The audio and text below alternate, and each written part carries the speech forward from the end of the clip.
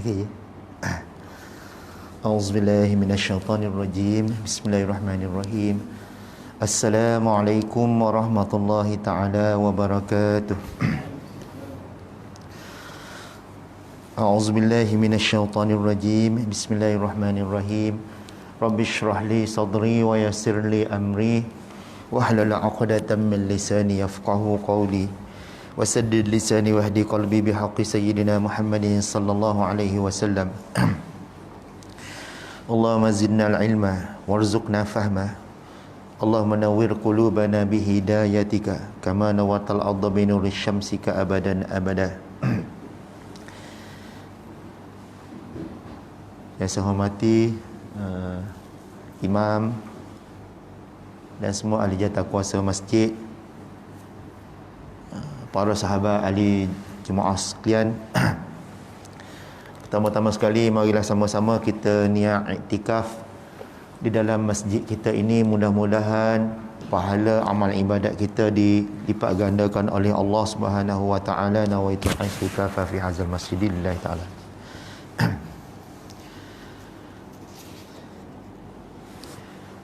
Dan seterusnya, kita sama-sama bersyukur pada Allah Subhanahu wa taala kerana pada pagi ini masih lagi diberi oleh Allah Subhanahu wa taala dengan limpah kurnia kesihatan yang mungkin di ketika ini ada di kalangan sahabat-sahabat kita yang sakit di hospital dan sebagainya. Jadi semua sihat pagi ini. Alhamdulillah, bersyukur pada Allah. Banyak-banyaklah bersyukur pada Allah Subhanahu wa taala. Seterusnya kita bersyukur juga kepada Allah sebab kita diberi lagi kehidupan oleh Allah, diberi lagi nyawa. Yang mana nilai yang paling besar kehidupan kita ialah nyawa. Bahkan ada di ketika ini ada hamba-hamba Allah yang nak mati, tak tahan dengan ujian Allah Subhanahu wa taala, COVID-19 dan sebagainya. Tak. Jadi kita bersyukur pada Allah kerana kita masih lagi diberi kehidupan. Bahkan Allah meriwayatkan dalam Al-Quran, orang yang dah mati, dia sebut laula akhartani, yang berada dalam kubur. Kita nantilah tu, bila kita berada dalam kubur nanti, kita akan kata apa? Laula akhartani ila ajalin qarib, ya Allah, bagilah aku sedikit masa qarib, masa sangat sikit apa, fa asaddaqa wa akum minas salihin, maka dengan masa yang sedikit tu aku akan guna untuk bersedekah dan amal yang soleh. Nak minta sekejap untuk beramal soleh. Dan di antara amal-amal soleh ni macam kita sekarang lah, kita diberi taufik oleh Allah untuk bergerak ke surau, ke masjid kita untuk mendengar tazkirah, mendengar kuliah dan sebagainya. Yang mana kita semua ini dipilih oleh Allah Subhanahu wa taala, dan Allah tak tersilap pilihan dia. Kita kena yakin macam tu tentang kehidupan kita di atas muka bumi ini. Jadi insya-Allah pada pagi ini saya akan mengupas tajuk nikmat dunia berdasar kacamata ahli sufi ataupun ilmu sufi, yang mana saya ambil petikan daripada kitab Minhajul Abidin karangan Imam Al-Ghazali. Saya belajar kitab ni 5 tahun, daripada tahun 93 sampai 97. Ada 2 jilid lah. Dia 2 jilid sama tebal ni. Khatamnya ada saya tulis bulan 10 97. Jadi alhamdulillah, sebagaimana yang kita semua maklum bahawa semua ilmu agama ni adalah tafsir daripada Al-Quran dan hadis Nabi. Sama ada ilmu tauhid, ilmu fiqh, ataupun ilmu tasawuf, ilmu akhlak ataupun ilmu adab. Sama je konten ataupun kandungan dia sama je. Tasawuf, ilmu akhlak, ilmu adab, ilmu yang terbaru tazkiyatun nafsi, benda sama je. Nama dia iaitu ilmu-ilmu yang mentafsirkan apa yang ada dalam Al-Quran. Kalau kita baca Al-Quran kita tak faham, Kena tengok sababun nuzul dulu. Lepas tu tengok Al-Quran ni dia ada kalimah Al-Quran ni, dia ada kalimah dia yang ni macam ni, maksud dia yang ni macam ni. Kita orang awam yang tidak ada ilmu, kita macam mana Allah kata macam ni? Dah. Allah Ta'ala kata walam yakul lahu kufuwan ahad. Allah tak sama dengan sesuatu. Tiba-tiba Allah Ta'ala dalam ayat lain, Allah Ta'ala sebut innallaha ma'ana. Ketika Nabi Muhammad dengan Sayyidina Abu Bakar berada dalam gua nak pergi ke Madinah, dia berhijrah. Bila Sayyidina Abu Bakar ni dia rusing sangat. Dia rusing sangat sebab apa? Sebab dia takut orang kafir sedang mencari dia. Dia sedang bersembunyi dalam gua. Dalam gua tu dia rusing sangat. Nabi kata innallaha ma'ana. Sungguhnya Allah bersama dengan kita. Apa maksud Allah bersama dengan kita di situ? Sedangkan ayat lain Allah Ta'ala sebut walam yakul lahu kufuwan ahad. Allah tak sama dengan kita. Jadi itu perlu pada pentafsirannya, dan pentafsiran itu berada dalam ilmu tauhid. Sama juga dengan ilmu tasawuf ataupun ilmu akhlak, ilmu adab yang saya akan kongsi sama pada pagi ni. Yang mana kita orang awam, kita tak faham tentang nikmat Allah. Bila kita tak faham, itulah keluarnya sifat tidak bersyukur pada Allah Subhanahu Wa Taala. Jadi insya-Allah pada pagi ini kita sama-sama berkongsi. Saya pun tak pandai sebenarnya, bukan pandai pun, tapi oleh sebab belajar sikit-sikit, kita rasa nak berkongsi. Nak berkongsi ilmu ni. Mudah-mudahan dengan sedikit ilmu yang Allah bagi ini, Allah memberi keberkatan dalam kehidupan kita. Jadi Imam Ghazali dalam kitab Minhajul Abidin, Minhajul Abidin maksudnya jalan-jalan ahli ibadat. Dia sebut dalam kitab dia kata summa, dia banyak dia sarah tapi saya petik sikit je. Dia kata summan ni'amu, summan ni'amu kismani. Dia kata nikmat ni, nikmat yang kita kecapi ni dalam kehidupan kita sekarang ada dua. Dia kata kismani, dua bahagian. Satu dia panggil dunyawiyah, yang kedua ad-diniyah. Itu nikmat yang kita sedang kecapi sekarang di dunia ini, iaitu nikmat dunia dengan nikmat agama. Lepas tu dia sebut lagi padunyawiyah darbani. Adapun nikmat dunia ni dia ada dua jenis lagi. Dia bahagi dua. Imam Ghazali ni dia seorang yang sangat hebat. Dia ni hujjatul Islam. Kalau kita belajar ilmu mustalah hadis, hujjatul Islam ialah orang yang menghafaz hadis sebanyak 300,000 dengan matan dan sanad-sanadnya sekali. Sanad ni maksudnya perawi lah. Apa ni? Mu'an anun ka'an sa'id di angkaram. Saya hafal dulu matan apa mustalah hadis. An fulan Rasulullah. Jadi Imam Ghazali dia hafal semua perawi, semua sedia hafal sebanyak 300,000.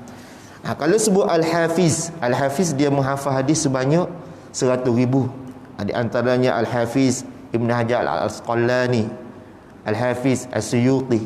Dia menghafal sebanyak 100,000 hadis. Dan ada yang menghafal semua hadis Nabi, dia panggil Al-Hakim, hanya beberapa orang sahaja ada. Al-Hafiz ramai juga. Cuma zaman kita ni memang tak ada lah Al-Hafiz, ada Al-Hafuz.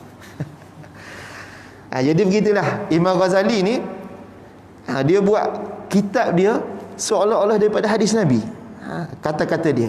Jadi dia merangkum semua hadis. Maka dia dapati bahawa nikmat di dunia ni ada dua bahagian. Satu dunyawiyah, yang kedua ad-diniyah. Dan dia sebut padunyawiyah darbani. Adapun nikmat dunia dia ada dua bahagian. Satu dia panggil ni'matun naf'i. Ni'matun naf'i, nikmat yang jenis dapat manfaat. Dia yang kedua disebut ni'matu daf'i, nikmat yang jenis halangan. Nanti dia ada sebut bawah ni, saya pun tak nak sarah lah, tak nak terangkan.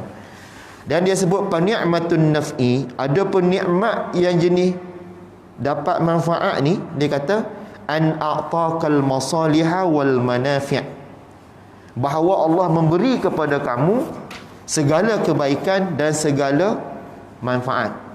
Itu maksud nikmat yang an-naf'i, yang dapat manfaat.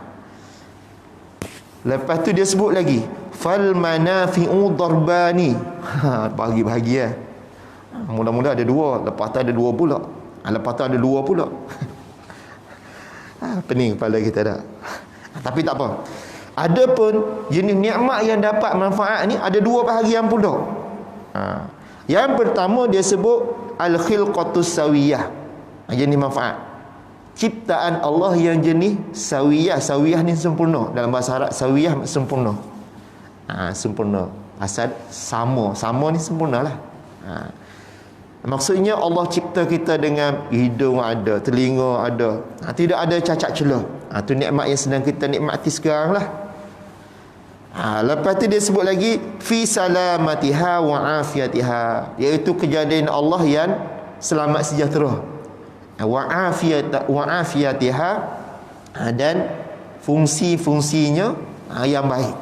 Hidung kita masih berbaung lagi. Tak? Mata kita boleh tengok lagi. Telinga kita boleh mendengar lagi. Perut kita boleh menerima makanan lagi. Itu yang pertama. Bahagian pertama, keciptaan yang sempurna. Yang kedua dia kata al-malazus syahiyah minal mat'ami wal mashrabi wal malbasi. Yang kedua, kelazatan yang menyelerakan. Kita hidup dah, sempurna-sempurna dah. Keseleraan, itu juga nikmat daripada Allah SWT. Ada orang dia kejadian dia sempurna, hidup dia sempurna, kaya raya, tapi tak selera makan. Tak ada nikmat tu. Jadi bila kita sebut nikmat-nikmat macam ni, maka kita tahu nikmat Allah, kita boleh bersyukur dengan baik kepada Allah Subhanahu Wa Taala. Sebab itulah pada zaman dahulu ada seorang wali Allah, nama dia Abu Uthman Al-Hayri. Abu Uthman Al-Hayri ni dia seorang sangat kaya. Semasa kecil dia, tentang nikmat dia ni, semasa kecil beliau pergi ke sekolah, dia ditemani oleh 4 orang khadam, orang gaji. Dan ayah dia sediakan dia dengan tinta ni pen daripada emas, yang membawa dakwat ataupun ink pen tu 4 orang khadam, bawa dia dan mengiringi dia pergi tempat belajar. Nama dia Abu Uthman Al-Hayri. Dia ni sangat kaya. Oleh kerana dia zaman dulu, kalau kita naiklah kereta unta, kereta kuda, bila dia lalu, dia dapati ada seekor keldai di tepi jalan, yang mana dia buruk belakang dia ada berkudih sampai peringkat buruk. Dan burung tu, ada burung-burung yang menghinggap di atas belakang keldai. Dia ni burung tu patut makan. Oleh kerana dia tengok keldai tu sakit, dia sangat kesian. Masa tu dia masih remaja lagi lah, Abu Uthman Al-Hayri ni. Dia ambil baju dia dengan kemegahan dia, dia tutup atas belakang keldai tu. Tutup supaya burung tidak patut kesakitan yang ada, yang dia sakit tu. Dan dia tinggal di situ saja baju dia. Oleh kerana perbuatan dia macam tu, dia cerita-cerita tentang orang-orang aulia Allah ni, berada dalam kitab dia panggil Tazkiyatul Aulia. Banyak dalam tu kitab-kitab orang soleh, orang wali, macam mana pengalaman mereka, hidup mereka di atas muka bumi ni. Bagus sangat kalau kita baca dan kita fahami, supaya kita tidak tertipu dengan kehidupan dunia. Jadi bila dia buat macam tu, lalu Allah memberi hidayah kepada dia tentang kehidupan dunia. Sampai satu ketika dia pingsan. Dia Allah ni bila dia nak bagi kebaikan ni, dia tak perlu lama. Lepas dia pingsan tu, dia diangkat oleh Allah menjadi wali Allah. Cerita dia panjang lah, cuma saya pendekkan. Bila dia diangkat oleh Allah sebagai wali Allah, maka nikmat-nikmat Allah ni dia rasa agak menipu kehidupan dia. Maka dia belajarlah, belajar ilmu sufi. Belajar ilmu sufi. Dengan dia belajar ilmu sufi ni, maka Allah, kelebihan yang paling utama yang beliau dapati daripada pembelajaran dia ialah ilmu sabar. Setakat satu ilmu sabar, yang kedua dia sendiri ni sabar. Dia diuji oleh Allah dengan berbagai-bagai kesabaran. Pada suatu hari dia diajak oleh kawan dia. Kawan dia ajak, wahai Usman Al-Hairi, datanglah rumahku. Kawan-kawan baik dia, sebab dia buat kenduri. Kalau kita kenduri kahwin lah, orang ramai. Dia pun pergi. Bila sampai ke rumah kawan dia, dia dihalau. Di depan orang ramai dia dihalau. Dia balik je lah. Dia balik. Lepas tu beberapa hari dia dipanggil, kawan yang sama juga dia panggil, dihalau lagi. Diriwayatkan cerita dia ni sehingga sampai 30 kali. Dan dia balik, dia tak marah, tak apa, dia sabar. Sehingga kan bila dia alim, ni cerita dia alim, ramailah murid dia. Dia kata, wahai tuan guru, kami tengok kamu ni sangat sabar. Kesabaran kamu ni kami tak boleh nak tandingi. Kami tak mampu untuk mengikut cara sabar kamu. Orang halau kamu, kamu balik. Orang panggil, kamu datang. Orang halau, kamu balik. Kamu tak marah, tak apa. Dia kata apa? Dia kata tak mengapa. Dia kata, anjing boleh buat macam tu. Anjing, kalau kita halau, dia lari. Kita tak halau, dia datang. Dia boleh buat. Dia makhluk Allah. Apatah aku makhluk Allah yang hina ni, tak boleh buat macam tu. Itu kesabaran yang Allah beri kepada awliya Allah, iaitu Syekh Osman Al-Hairi. Panjanglah cerita dia. Itu sedutan sedikit cerita dia tentang nikmat daripada orang kaya dia jadi orang miskin, dia belajar dan kehidupan biasa. Susah sebenarnya kalau kita kaya tiba-tiba nak hidup seperti orang biasa. Macam Rasulullah, ada di antara banyak-banyak Rasulullah yang kita tak pernah doa pun. Ada orang Rasulullah yang banyak umat dia tak doa. Allahumma ja'alna miskinan, ya Allah jadilah kami miskin. Berapa orang yang berdoa macam tu? Tak ada. Itu di antara doa-doa Nabi. Jadi doa untuk jadi miskin ni boleh sekiranya kita ni mampu untuk hadapi. Sebab bagi orang-orang wali Allah ni, bagi dia miskin dan kaya tidak ada beza. Tidak ada beza. Pernah berlaku pada zaman dahulu, kisah Iman As-Sazli, pengasas tarekat As-Sazali. Dia ni seorang yang kaya raya. Awliya Allah ni dia berbeza. Ada yang sangat miskin, ada yang sangat kaya, ada yang sederhana, ada yang biasa. Dia sangat kaya. Dia naik kereta kuda yang sangat megah. Dan diriwayatkan tayar dia daripada emas. Pada suatu hari dia naik kereta kuda dia yang yang megah tu, yang hebat tu. Tiba-tiba tayar kereta kuda dia pecah. Emas pecah, bengkok. Dekat dengan jalan yang rosak tayar kereta kuda dia tu, ada workshop lah. Workshop ni kedai repair tayar zaman dulu kan. Ada masuk ke ni kisah masyhur lah. Mungkin ustaz lain pernah bercerita kat masjid kita. Jadi dia masuk ke workshop tu. Dia kata bila dia masuk, dia bagi tahu kepada pomen tu. Dia kata tayar kereta kuda aku rosak, boleh tak kau tolong baiki? Jadi yang baiki tayar kereta kuda tu sebenarnya orang Yahudi. Dan orang Yahudi ni kita kena ingat, dia ni bermusuh sangat dengan orang Islam. Setiap apa yang orang Islam tahu, dia akan tahu.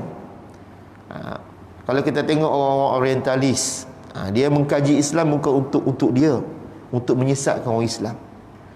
Jadi dia hafal juga kata-kata ulama, setengah kata-kata hadis, wallahu alam, saya tak tahu. Tapi dalam kitab tasawuf dia masyhur. Dia kata, wahai tuan imam, aku kenal kamu. Kamu Iman As-Sazli, seorang yang sangat aura'un nas, sangat wara', sangat alim, zuhud. Tapi aku tengok kamu ni kaya sangat. Kereta kuda, tayar dia daripada emas, bingkai. Aku ni orang kafir, orang Yahudi, bagi orang Islam orang kafir lah aku ni. Tidakkah kamu pernah dengar ada kata-kata ad-dunya ad-dunya sijnul mu'minin, ad-dunya sijnul mu'minin wa jannatul kafirin. Dunia ni adalah penjara bagi orang yang beriman, penjara bagi orang beriman, dan syurga bagi orang kafir. Aku tengok kamu ni kaya sangat. Aku tak kaya. Aku ni orang kafir. Aku jadi baiki tayar kereta kuda macam tu je. Sedangkan sekarang ni syurga aku, penjara kamu. Kenapa kamu boleh jadi kaya? Jadi Imam Sazli ni dengan ringkas jawab. Dia kata itulah syurga kamu. Aku ni di dunia sekarang ni, yang aku duduk sekarang ni, aku dalam penjara ni. Dalam penjara. Kamu dapat makan, Allah bagi makan, Allah bagi rezeki, itu syurgalah kamu. Sebab di akhirat nanti tempat kamu neraka. Baru dia faham. Jadi kita kena faham bahawa dan jangan tertipu sangat dengan dunia ni supaya kita boleh bersyukur pada Allah Subhanahu Wa Taala dalam keadaan sama ada kita diberi kekayaan ataupun diberi kemiskinan. Kena bersyukur. Jadi begitulah cerita Iman As-Sazli. Lepas tu Imam Ghazali sebut lagi, kita sambung lagi. Imam Ghazali sebut lagi, dia kata, dan di antara yang disebut dua tadi, al-malazus syahiyah, bahagian yang kedua daripada manfaat, nikmat yang boleh memberi manfaat, dia kata al-malazus syahiyah minal mat'ami, iaitu selera, kelazatan, selera daripada makanan, wal mashrabi, makanan, wal malbasi, dan pakaian, wal mankahi, dan perkahwinan. Ini juga adalah nikmat dunia, yang bahagian yang kedua. Yang pertama tadi nikmat yang memberi manfaat. Yang pertama ciptaan yang sempurna, yang kedua kelazatan, selera kehidupan. Waghiraha min fawaidiha, dan selainnya daripada faedah-faedah yang disebut tadi. Jadi makanan, semua makanan kita boleh makan, semua minuman kita boleh minum yang Allah jadikan. Maka situlah lahirnya bersyukur kepada Allah Subhanahu Wa Taala. Dan seterusnya dia sebut, Imam Ghazali sebut dalam kitab dia, wa ni'matud daf'i. Nikmat kan ada dua bahagian tadi. Tadi nikmat an-naf'i, yang kedua ad-daf'i pula. An sarfa ankal mafasid wal madar, bahawa Allah menjauhi kamu daripada al-mafasid, kerosakan, wal madar. Nikmat ni ada dua bahagian pula. Yang jenis an-daf'i. Daf'i ni Allah menahan kita daripada kerosakan. Kita ni kalau Allah tak bagi, Allah tak tahan kerosakan, mesti kita akan rosak, mesti kita akan musnah. Sebab itulah ahli astronomi pernah mengeluarkan kenyataan, NASA lah, Amerika ni dia hebat tentang angkasa ni. Pada tahun 2013 bumi ni melalui arus meteor. Pada tahun 2016 hingga 2016, 13 hingga 16. Yang mana suatu ketika dahulu pada tahun 2000, tak silap saya 14 ke 15 macam itulah, di ruang angkasa di Sabah dapat tengok meteor dengan mata kasar kita ketika itu. Dan sepanjang tahun 2013 hingga 2016 ada meteor yang gugur ke bumi. Tapi serpihan sahaja. Sebab di alam semesta ni sangat luas. Bintang yang paling dekat dengan bumi, dia panggil bintang Suraya, tak silap saya, bintang Suraya. Kalau orang Melayu dulu, orang tua dulu dia panggil bintang ketika. Jarak antara kita dengan dia mengambil masa 4 tahun cahaya, perjalanan cahaya. Bintang tu paling dekat tu. Bintang paling dekat. Yang paling jauh wallahu alam lah macam mana besar dia. Adam di ruang angkasa ni sentiasa apa ni, ada objek-objek yang bergerak yang mengelilingi matahari. Dan kalau Allah tak jaga objek-objek tu, dia akan melanggar bumi, melanggar kita. Maka ketika tu kita tak boleh buat apa. Kita sedar kita lemah. Sebab itu kita kena bersyukur nikmat ad-daf'i, nikmat Allah jaga kita daripada al-mafasid. Itu yang jauh. Yang dekat banyak juga. Yang dekat boleh jadi Allah masih lagi melekatkan kipas atas kepala kita, kata dia jatuh. Itu panggil daf'i. Allah menahan daripada kerosakan kepada kita. Jadi kita selamat. Kita jangan ingat kita duduk ni tak apa, memang dia nature. Itu bahaya juga pemikiran pemikiran orang-orang yang bukan Islam ni. Semua benda nature. Nature ni benda yang semula jadi. Bila kita letak benda ni semula jadi, maka kita akan lupa pada Allah. Contohnya datangnya COVID-19 yang sedang kita dah hilang banyak benda. Di antara soft tak boleh rapat. Nak bernafas pun kena pakai makhluk Allah ni, mask. Kita nak bersalam, dia panggil tasfah. Di antara sunnah para sahabat, bersalam lepas solat dah tak boleh buat. Semua tu banyak Allah tarik. Dan semua benda ni adalah sunnatullah. Suatu kaum, dulu ada satu kaum yang sangat hebat, yang diteraji oleh Ratu Balqis. Sangat hebat. Dia buat empangan yang besar. Dia buat macam-macam teknologi zaman dahulu. Zaman Firaun dia buat piramid. Dia piramid sangat besar. Tapi Allah musnahkan. Jadi Allah, umat Nabi Muhammad ni, walaupun Allah tidak buat begitu, sunnatullah, Allah akan tarik sikit-sikit. Bila manusia maju, dia tarik sikit. Datang COVID habis.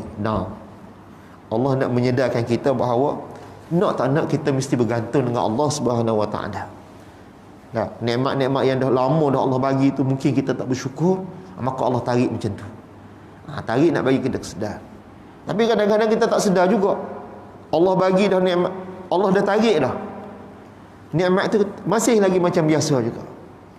Kurang berzikir, kurang kita menyebut nama Allah, kurang kita membaca Al-Quran dan sebagainya. Jadi gitulah, nikmat-nikmat ni bila Allah tarik, Allah nak menyedarkan kita. Itu yang nikmat ad-daf'i. Lepas tu dia sebut lagi wahiyad darbani. Dan nikmat yang jenis Allah menjaga daf'i ni, menahan diri kita daripada berlaku perkara-perkara rosak dan perkara yang memudaratkan. Wahiyad darbani, ada dua jenis pula. Ahaduha fin nafsi. Yang pertama di diri kita. Bi an sallamaka min zamanatiha wa sa'iri afatiha wa ilaliha. Yang pertama pada diri kita sendiri. Nikmat tu. Nikmat apa? Nikmat yang jenis tahan dia. Sekarang Allah masih lagi bagi bi an sallamaka, bahawa Allah menyelamatkan kamu min zamanatiha. Zamanatiha ni maksudnya atiha. Atiha sini maksud kelemahan. Kita masih lagi boleh angkat tangan. Kita boleh angkat tangan. Boleh lagi babai cucu-cucu kita. Itu nikmat tu sebenarnya. Min zamanatiha. Daripada kelemahan diri tu. Saya tulis dulu masa belajar, ustaz terjemuh lembik. Sallamaka min zamanatiha, Allah selamatkan kamu daripada lembik. Kita ni lembik tak boleh buat apa. Tapi dalam bahasa Arab dia panggil hatiha, maksudnya lemah lah, lembik. Maksudnya kita boleh masih bergerak lagi ni. Tak, Allah menahan daripada lemah. Maksudnya kita boleh bergerak lah. Kalau kita nak tahu hak Allah Tahan ni senang je. Kita pergi ke hospital. Kita akan dapat tengok ada yang doktor gantung kaki dia, gantung tangan dan sebagainya. Itu dah Allah dah bagi dah ni. Bagi kelemahan pada anggota-anggota tu. Wasairi afatiha wa ilaliha, dan semua yang kerosakan-kerosakannya pada diri kita, wa ilaliha, dan kecacatan-kecacatannya. Allah bagi sempurnalah maksudnya. Jadi Allah tahan keburukan daripada ciptaan dia tu. Maka kita boleh menerima nikmat tu dengan sempurnanya. Boleh makan, boleh minum, boleh bergerak, boleh berkelip mata. Semua tu nikmat-nikmat Allah yang kalau kita nak sebut satu-satu, Allah Ta'ala sebut wa in ta'udu ni'matallah la tuhsuha. Wahai manusia, kalau kamu rasa-rasa, terjemuh secara kasar nak bagi kita faham, kalau kamu rasa-rasa nak kira sangat nikmat Allah, la tuhsuha, nescaya kamu tak mampu. Nikmat apa yang kamu boleh kira ya Allah Ta'ala bagi? Daripada udara, dalam udara tu ada berapa biji jenis udara ni, molekul air dalam air ni ada molekul dia, bergabungnya molekul air ni, maka jadilah air. Setitik air ada berapa molekul ni biji-biji lah. Belum lagi darah kita, belum lagi mata. Dalam mata ada apa? Ada saraf, fungsi saraf. Kalau kita nak cerita satu-satu, bahkan doktor pun, ini doktor mata, daripada doktor mata dia pakar mata, dia jadi pensyarah mata, jadi perujuk pakar mata. Maksudnya tak habis-habis. Itu baru satu bahagian mata, belum telinga, belum hidung, belum lagi. Maksudnya nikmat Allah tu lalu luas. Sebab tu kesyukuran kita ni kena lebih banyak lagi. Kita boleh cakap Alhamdulillah. Alhamdulillah. Allah nak macam tu. Tu yang Allah nak sebenarnya. Yang kita belajar tentang nikmat ni. Itu penting. Sebab itulah orang sufi ni tentang nikmat Allah ni dia tak using. Allah Ta'ala sebut sendiri, ala inna awliya Allah la, dalam surah Al-Kahfi tu. Sesungguhnya, ingatlah, sesungguhnya wali Allah ni mereka tidak using. Biasa baca, bila nak bagi tahu kat orang yang tak ingat. Itu penyakit. Tak apalah. Yang pentingnya kita faham tentang nikmat Allah ni. Itu yang pertama, nikmat yang Allah tahan. Ya, jenis-jenis Allah mempertahankan kita daripada kelemahan. Yang kedua dia kata wastani, yang kedua daripada bahagian nikmatud daf'i ni, iaitu Allah memalingkan kita daripada kerosakan, Allah jaga kita daripada kerosakan. Yang kedua dia kata daf'u ma yalhaquka bihi dhurru min anwa'il awaqi, iaitu Allah menghalang kamu daripada berhubung ataupun berjumpa dengan ad-dhurr ni, kemudaratan, min anwa'il awaiq, daripada bahagian-bahagian yang menghalang. Au yaqsiduka bihi syarrun, atau yang menuju kepada kamu. Yaqsid ni kosak lah, yang menuju pada kamu, macam orang buat santau dan sebagainya kan. Basharun min insin au jinni wa shiba'in wa hawama au nahwiha. Ni yang kedua daripada nikmat ad-daf'i dia panggil. Maksudnya Allah menahan kita daripada perkara-perkara ataupun semua bahagian halangan ataupun benda-benda yang nak memusnahkan kita daripada manusia, yang terdiri daripada basyarun min insin, daripada manusia ataupun jin ataupun binatang buas, wal hawami, al hawamin asum, maksudnya binatang yang beracun, au nahwa, ataupun selainnya. Kita ni alhamdulillah selamat daripada gangguan-gangguan. Allah tak hubungi. Ya al-haqqu ni maksudnya Allah tak benarkan makhluk-makhluk ataupun halangan-halangan ni menguasai diri kita, menyebabkan kita selamat. Kalau al-jin wan shiba, ada orang dia kena ganggu kat jin. Ganggu kat jin. Saya masa PKP ni banyak sangat WhatsApp kat saya, ustaz boleh tak ustaz biasa dulu berubat yang gangguan lah. Bila PKP Darul Syifa sendiri pun tutup, saya sendiri pun memang tak buat rawatan lah. Biasa kat rumah tu ada saya buat air tawar, beli air mineral water, beli sedozen, habis saya beli saya letak. Siapa tu saya buat air penawar, lepas datang ambil rumah. Tak. Banyak ya, ni gangguan. Dan gangguan jin yang melibatkan anggota badan kita. Ada orang dia penuh WhatsApp saya, ustaz, saya kaki saya tak boleh lipat, pergi jumpa doktor dah, berapa kali makan ubat pun tak sembuh. Dan dia kata, tak tahulah ustaz, lah buat air tawar. Buat air tawar, buat, alhamdulillah, lepas dia minum benda tu keluar, dia pun boleh bergerak, boleh apa. Ada seorang hamba Allah tu, dia kata, ustaz, tangan saya tak boleh nak, dia sebelah tangan dia boleh buat macam ni, sebelah tak boleh. Kata, kenapa dia cikgu? Kenapa cikgu perempuan? Kata, uruk lah. Uruk. Dah uruk ustaz, tak jadi. Saya kata, tak apalah, saya pun tak tahu benda-benda yang jenis benda gaib ni, kita tak tahu. Jadi kita buat air lah. Buat air tawar. Dia minum lah. Lepas dia minum, dia dah buat macam ni. Saya tak tahulah. Lepas tu bila balik dia jumpa saya, cikgu, ustaz, tangan saya boleh buat ustaz? Dia duduk kat sini, jin kat tangan.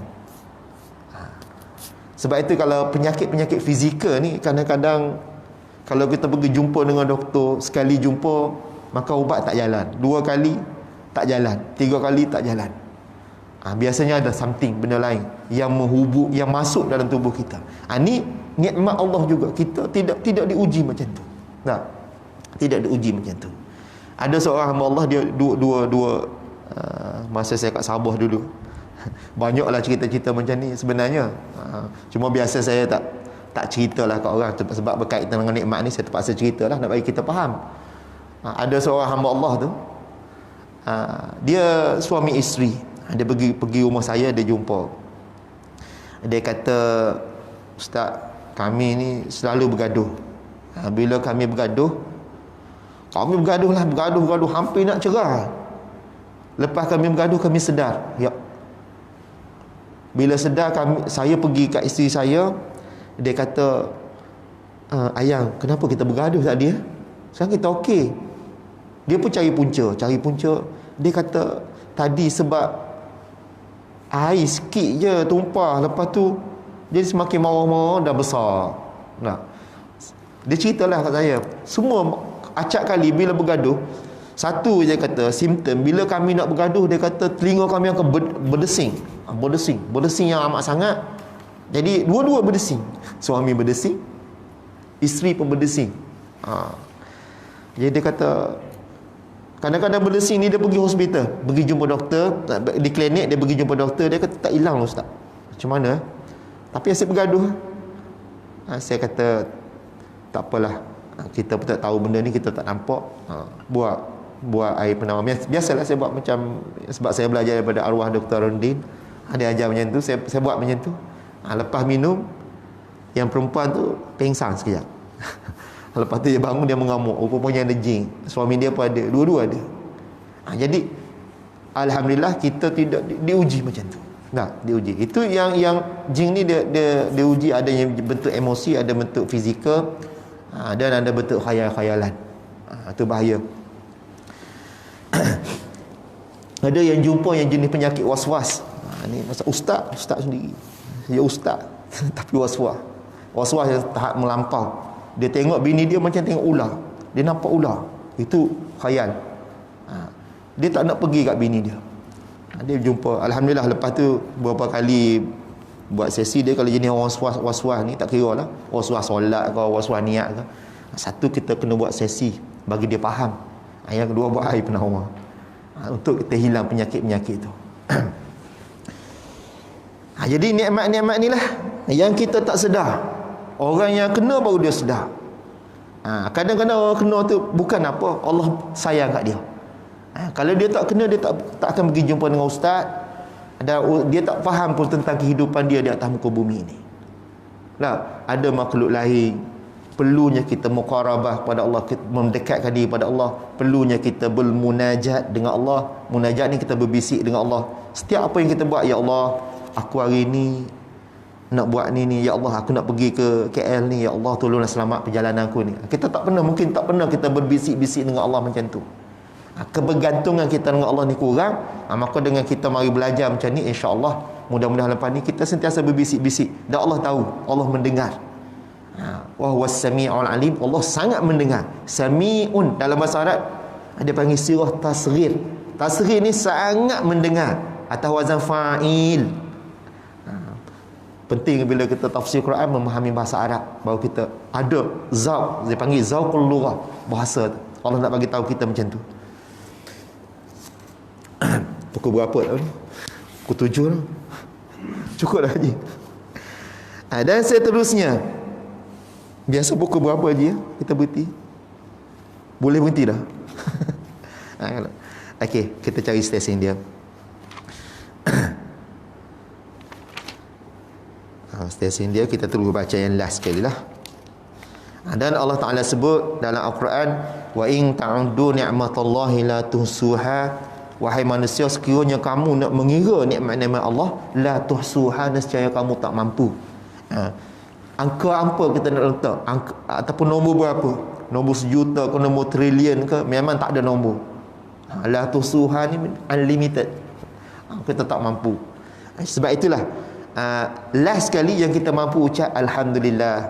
Alhamdulillah pun kita tak tahu kadang-kadang maksud dia. Apa dia maksud Alhamdulillah? Kita tak faham maksud Alhamdulillah, maka kita rasa kita sebut Alhamdulillah. Orang puji kita, kita kata Alhamdulillah. Pandai awak ni, Alhamdulillah. Kita kata Alhamdulillah, tapi kita tak tahu maksud Alhamdulillah. Maka Alhamdulillah di lidah sahaja, tapi di hati kita aku hebat.